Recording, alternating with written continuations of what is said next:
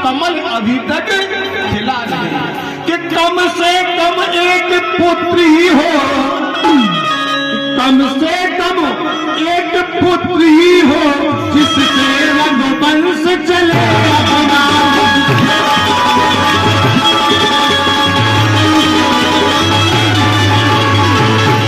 और पूर्वजों को भी तर्पण पहुंचे, पूर्वजों को भी तर्पण पहुंचे, मेरे कुल का नाम चले।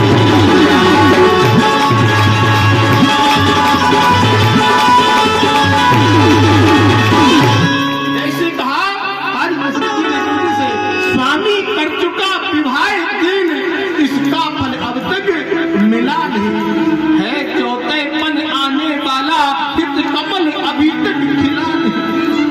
कम से कम एक पुत्र ही हो, जिससे रघुवंश चले अपना, और पूर्वजों को भी तर्पण पहुंचे, मेरे कुल का नाम।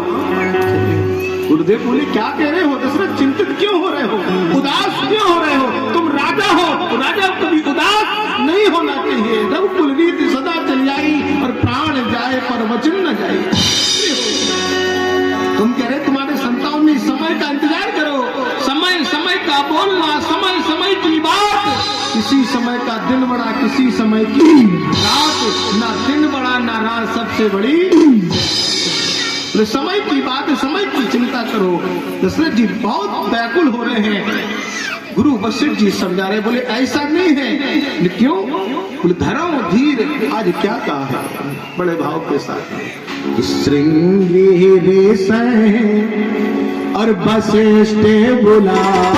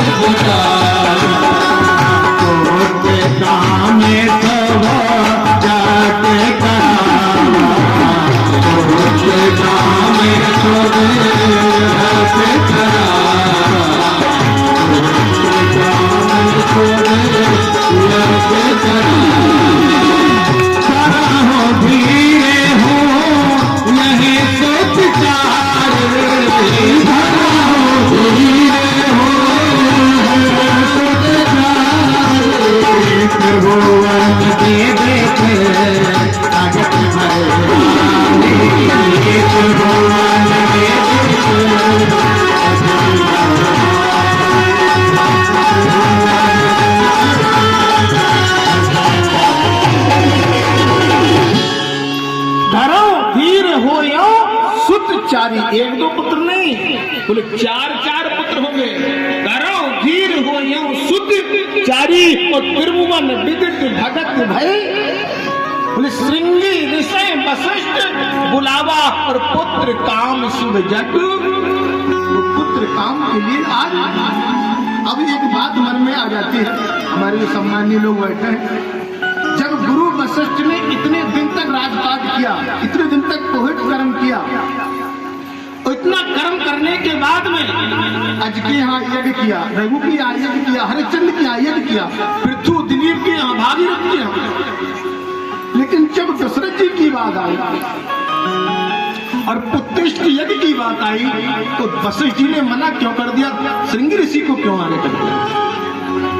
मन में लोगों की शंका आ जाती है, जो विद्वान लोग होते हैं उस बात को महसूस करते हैं कि जिस ब्राह्मण ने इतने दिनों तक राजपाट किया, रोहित कर्म किया पूरे रघु, लेकिन जब राम की बारी आई, जब दशरथ की बारी आई, तो श्रृंगी ऋषि को आगे क्यों कर दिया। क्योंकि जो भी यज्ञ होते हैं, जो भी भागवत होते हैं, उसमें मान भानेजों को बुलाया जाता है। किसको बुलाया जाता है? मान और भानेजों को। और श्रृंगी ऋषि कौन है? दशरथ जी के दामाद हैं। कौन है? श्रृंगी ऋषि दशरथ जी के दामाद हैं। आप लोग सोच रहे हो महाराज, जब श्रृंगी ऋषि दशरथ जी के दामाद हैं और दशरथ के तो कोई संतान ही नहीं हुई, 3 रानियों की कोई संतान भी नहीं हुई, तो गुरु वशिष्ठ कह रहे हैं जो मेरी पुत्री शांता है उसका कन्यादान किसने किया है? दशरथ जी ने किया। जो कन्यादान कर लेते हैं तो वो पिता बन जाते हैं, इसलिए वो दामाद बन गए। बोले दामाद के द्वारा अगर हम यज्ञ कराएंगे तो यज्ञ में और फल मिलेगा, इसलिए श्रृंगी ऋषि को बुलाया। और इसी श्रृंग ऋषि को बुलाया, पुत्रेष्टि यज्ञ प्रारंभ हो गया, यज्ञ चल रहा है। और इस यज्ञ चल रहा है, यज्ञ में क्या भाव बनता है? मेरे गोविंद मेरे परमात्मा कहते हैं, आज अग्निदेव प्रकट हुए, अग्निदेव ने उनको साथ दे दिया, हक दे दिया। दशरथ जी अपने यज्ञ में अकेले बैठे, अपनी पत्नियों को नहीं बैठे। कई लोग कहते महाराज हमारे शंकर जी सुनते नहीं, कई लोग कहते हैं कि महाराज हमारे शंकर जी सुनते नहीं है, उनसे कहो तो वो हाँ तो कर देते लेकिन कहीं जाते नहीं। हम ये कहते वो जैसे भी हैं अच्छे हैं, नहीं। अगर कहो के शंकर जी खराब हुए तो समझ लो हम रावण मान के पूजा कर रहे हैं। कहो के शंकर जी चंचल हुए, चितचोर हुए, उन्हें कन्हैया मान करके पूजा करो। किसी के शंकर जी गंभीर हो, स्वाभिमानी हो, उन्हें राम मान करके पूजा करो। कहो के शंकर जी ज्यादा लड़क हो, उन्हें कंस मामा मान करके पूजा करो, बोलो ना। लेकिन पूजा तो स्वामी की करना पड़ेगी, क्योंकि वो नारायण के भी नारायण।